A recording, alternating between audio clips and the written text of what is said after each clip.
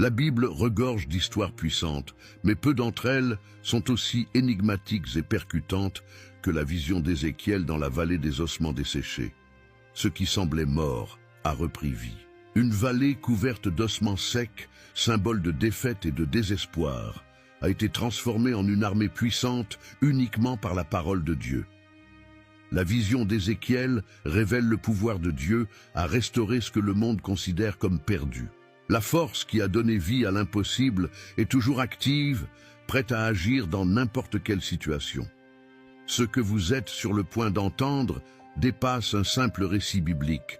C'est une démonstration vivante que Dieu restaure encore des rêves brisés, guérit des blessures profondes et donne vie à ce que plus personne ne croit possible. Vous voulez découvrir comment Dieu peut ressusciter ce qui est perdu et apporter une nouvelle vie à ce qui semble impossible. Alors, restez avec moi jusqu'à la fin, car cette histoire pourrait être la clé que vous attendiez. Ézéchiel, un prophète de Dieu, a reçu une vision effrayante et intrigante. La Bible raconte dans le livre d'Ézéchiel, chapitre 37, qu'il a été conduit dans une vallée remplie d'ossements desséchés, éparpillés de toutes parts. Cet endroit ressemblait à un paysage de défaite, sans aucun signe d'espoir ou de vie. Imaginez la scène, désolation totale. Mais Dieu était présent, et là où Dieu est, les choses ne restent jamais les mêmes. Ce qui semble perdu peut être restauré lorsque la parole divine est proclamée avec foi. Tout comme Ézéchiel face aux ossements desséchés, combien de fois dans la vie vous êtes-vous retrouvé devant quelque chose qui semblait impossible à restaurer? Dieu a ensuite fait quelque chose d'inattendu. Il n'a pas seulement montré à Ézéchiel ce paysage désolé, mais lui a ordonné de parler aux ossements. Oui, aux ossements secs. Cela peut sembler insensé aux yeux des hommes, mais c'est à ce moment-là que la foi intervient. La parole de Dieu a du pouvoir, et lorsqu'il donne un ordre, il n'y a aucune barrière qui puisse l'empêcher. Tandis qu'Ézéchiel obéissait, les os commencèrent à se rassembler, formant des squelettes complets. Ce qui était brisé a commencé à s'aligner, montrant le pouvoir transformateur de la parole de Dieu. Cependant, il manquait encore quelque chose. Les corps étaient là, mais ils étaient toujours sans vie. Cela nous rappelle que, même si nous parvenons à organiser l'extérieur, c'est l'esprit en nous qui apporte la vraie vie. Dieu a alors ordonné que l'esprit soit invoqué, et comme un souffle divin, la vie est entrée dans ces corps, les transformant en une grande armée. La vision d'Ézéchiel symbolisait une restauration non seulement physique, mais aussi spirituelle. Ézéchiel a vu ce que personne d'autre ne pouvait voir, Dieu apportant la vie à ce qui était mort. Peut-être qu'il y a des situations dans votre vie qui ressemblent à une vallée d'ossements desséchés. Peut-être une relation brisée, une foi affaiblie, ou même un rêve oublié. Mais je veux vous apporter une parole de Dieu aujourd'hui. Le Seigneur a le pouvoir de restaurer tout ce à quoi vous avez peut-être renoncé. Tout comme il a restauré Israël dans Ézéchiel chapitre 37, il peut transformer le chaos en quelque chose de grandiose. La vraie foi ne se base pas sur ce que nous voyons, mais sur le pouvoir de Dieu qui agit dans l'invisible. Préparez-vous, car le souffle de Dieu peut tout changer. Si vous croyez en cette parole, écrivez dans les commentaires « Seigneur, renouvelle mes forces et ma foi, car pour toi rien n'est impossible. Amen. » Continuons l'histoire. À l'époque où Ézéchiel a reçu cette vision, le peuple d'Israël traversait l'un des moments les plus critiques de son histoire. L'exil à Babylone était une conséquence directe de sa désobéissance à Dieu. Loin de la terre promise, sans le temple qui représentait la présence divine, Israël était plongé dans le désespoir. C'était comme si la connexion avec Dieu avait été rompue, et le peuple déjà désolé ne voyait plus d'espoir à l'horizon. Imaginez être arraché de votre maison, de tout ce que vous connaissez, et être jeté dans un lieu d'esclavage. C'était le contexte vécu par le peuple. L'exil n'était pas seulement physique, mais aussi spirituel. L'éloignement de Dieu se traduisait par un sentiment de vide profond. Ézéchiel, en tant que prophète, vivait au milieu de ce désespoir. Il partageait l'angoisse de son peuple, mais en même temps portait la responsabilité de transmettre un message d'espoir. Il n'était pas facile d'être la voix de Dieu dans un environnement où tout semblait être en ruine. La tristesse de la nation se reflétait dans son prophète, qui criait pour une réponse divine au milieu de la calamité. Le contexte d'Ézéchiel reflétait la fragilité humaine face aux conséquences de l'éloignement de Dieu. Cependant, même au milieu du chaos, le message qui imprègne la Bible est clair. Dieu n'abandonne jamais ceux qui cherchent sa face. Bien que la terre fût loin et le temple détruit, Dieu était toujours présent. Il ne se limite pas aux bâtiments ou aux frontières géographiques. Le désespoir de l'exil était une opportunité pour Israël de retrouver sa foi, de reconnaître ses erreurs et de se tourner vers Dieu avec un cœur brisé. Combien de fois, en temps de difficulté, nous nous sentons comme Israël en exil, loin de tout ce que nous considérons comme sacré et sûr. Cela peut être la perte d'un être cher, une crise financière ou spirituelle. Mais Dieu ne nous abandonne pas. Même dans l'exil, Dieu a envoyé un message d'espoir à travers Ézéchiel et il fait de même avec nous aujourd'hui. Comme il est écrit dans Jérémie 29, verset 11, « Dieu a des projets de paix et non de malheur pour nous donner un avenir et de l'espérance. » Dieu, dans sa sagesse, pose des questions qui semblent simples mais qui portent des significations profondes. Quand il a demandé à Ézéchiel si ses ossements desséchés pouvaient revivre, ce n'était pas seulement une question à propos des ossements. C'était un défi à la foi du prophète, une réflexion sur la capacité de Dieu à restaurer ce qui semble perdu. Pour Ézéchiel, cette question était une invitation à voir au-delà de l'évidence, à croire en l'impossible, car lorsque Dieu agit, l'impossible devient possible. C'est une leçon qui résonne tout au long de la Bible. Dieu nous met au défi de lui faire confiance quand tout semble sans issue. La réponse d'Ézéchiel fut sage. « Seigneur Dieu, toi tu le sais. » Ézéchiel 37, verset 3.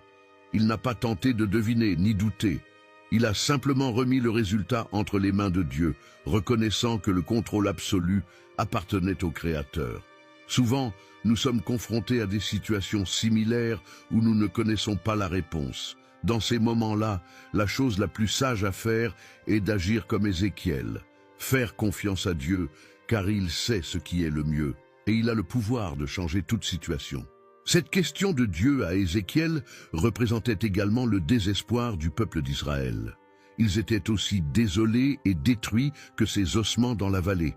L'exil avait aspiré la vie de leur foi, et beaucoup pensaient qu'il n'y avait plus de retour possible. Mais Dieu, en posant cette question, préparait le terrain pour une démonstration de son pouvoir restaurateur. Il montrait que, même lorsque tout semble perdu, la foi en Dieu peut ramener la vie là où il y avait autrefois la mort. C'était un message pour Ézéchiel et pour toute la nation d'Israël. Dans notre vie, Dieu nous pose aussi cette question de temps en temps. Lorsque nous faisons face à des situations qui semblent sans issue, il nous met au défi de lui faire confiance. Est-ce que ce qui est mort dans notre vie peut revivre? La réponse est la même qu'a donnée Ézéchiel. Dieu le sait, et s'il le veut, il peut transformer notre situation.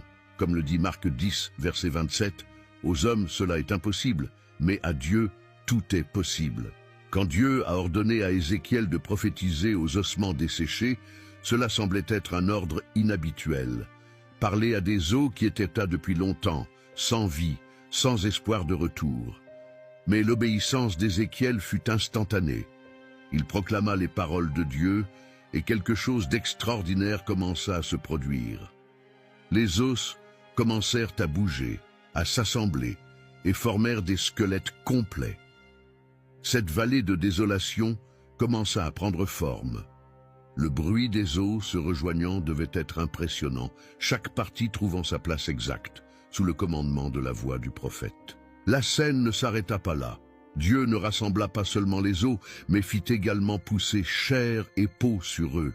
Ce qui n'était autrefois qu'un amas d'os désarticulé se transformait maintenant en corps complet, avec des muscles et de la peau pour les recouvrir. Cependant, même avec cette transformation, quelque chose d'essentiel manquait. La vie. Ce détail nous fait réfléchir à l'importance non seulement de nous reconstruire extérieurement, mais aussi de rechercher le souffle de vie de Dieu qui donne sens et but à tout. Ce moment représentait la restauration du peuple d'Israël. Ils étaient spirituellement morts, comme ces os desséchés. Même s'ils parvenaient à se réorganiser sans l'Esprit de Dieu, ils resteraient sans vie. Cette image est puissante, car elle nous montre que dans nos vies, nous pouvons paraître complets à l'extérieur, mais sans l'Esprit de Dieu en nous, nous sommes incomplets. Ézéchiel était au milieu d'une vision qui montrait l'importance de rechercher plus que la restauration extérieure. Nous avons besoin de vie spirituelle pour être vraiment complets. Dans notre parcours de foi, combien de fois nous trouvons-nous comme ces corps sans vie? Parfois, nous semblons en ordre, avec tout à sa place, mais il manque quelque chose en nous. Le Saint-Esprit est celui qui apporte la vraie vie. Jésus, dans Jean 6, verset 63, a dit « C'est l'Esprit qui vivifie, la chair ne sert de rien, les paroles que je vous ai dites sont esprit et vie. » Tout comme Ézéchiel a vu la transformation physique des os, Dieu veut aussi transformer notre esprit afin que nous puissions vivre pleinement. Après la vision des os s'unissant et étant couverts de chair, quelque chose d'essentiel manquait encore, le souffle de vie. Dieu ordonna alors à Ézéchiel de prophétiser à nouveau, cette fois-ci à l'esprit. Il devait appeler le vent des quatre coins de la terre pour souffler sur ces corps et leur donner vie. L'obéissance d'Ézéchiel fut totale et le miracle se produisit sous ses yeux. Ces corps sans vie reçurent le souffle divin et, soudain, se levèrent comme une armée puissante, prête pour le combat. Cet acte était un symbole profond de la restauration d'Israël. Le peuple, qui était désolé et exilé, sans espoir, serait revivifié par le pouvoir de Dieu. Le souffle de vie, représenté par le Saint-Esprit, est ce qui fait toute la différence. Ces ossements, auparavant secs et dispersés, étaient désormais devenus une armée forte et vibrante, prête à accomplir son dessein. Dieu ne restaure pas seulement ce qui est brisé, il transforme ce qui était mort en quelque chose de fort et de glorieux. Le souffle divin qui est entré dans ces corps symbolisait le renouveau spirituel dont Israël avait tant besoin. Il ne suffisait pas simplement de retourner sur leur terre, ils avaient besoin d'une transformation intérieure, d'une nouvelle vie spirituelle. Dieu montrait que, aussi désolante que fût la situation, son pouvoir était suffisant pour apporter une restauration complète. Et tout comme le Saint-Esprit a donné vie au corps dans la vallée, il peut aussi apporter la vie à toute zone de notre vie qui semble morte. Aujourd'hui, beaucoup d'entre nous vivent des situations qui semblent sans espoir, comme des os desséchés. Mais le Saint-Esprit continue de souffler la vie là où il semble n'y avoir aucune espérance. Tout comme Romains 8, verset 11 nous le rappelle.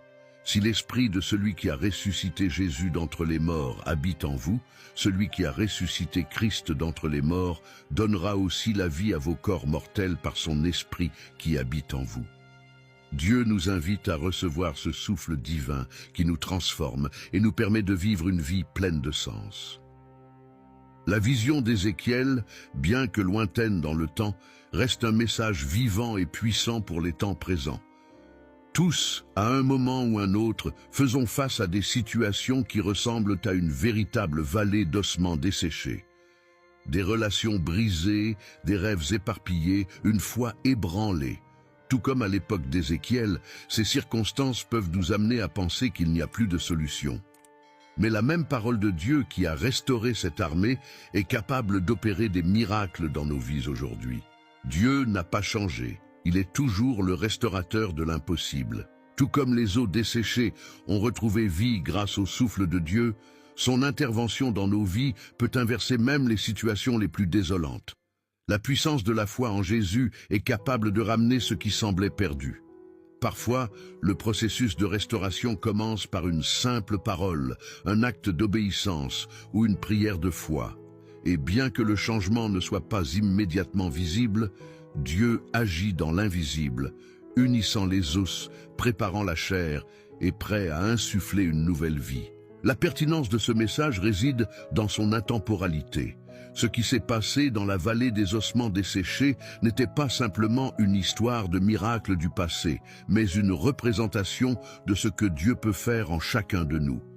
Il est expert en transformation du chaos en ordre, du désespoir en espérance. La restauration n'est pas seulement quelque chose qui est arrivé à Israël, mais c'est une promesse pour tous ceux qui croient au pouvoir de Dieu. S'il a pu transformer une vallée de mort en une armée puissante, que ne pourrait-il pas faire pour vous? Et si vous avez quelque chose dans votre vie qui semble avoir perdu la vie, Dieu peut restaurer. La même puissance qui a ressuscité Jésus est disponible pour apporter un nouvel élan, une nouvelle direction et même de nouveaux miracles. Maintenant, remarquez que ce n'est pas Dieu qui a parlé aux ossements desséchés, mais Ézéchiel, qui sur ordre divin a parlé aux ossements. Cela nous montre le pouvoir de nos paroles, lorsqu'elles sont confirmées par le Seigneur. C'est pourquoi je vous invite à découvrir quelles sont les 6 paroles qui, lorsque nous les prononçons, plaisent beaucoup au Saint-Esprit de Dieu.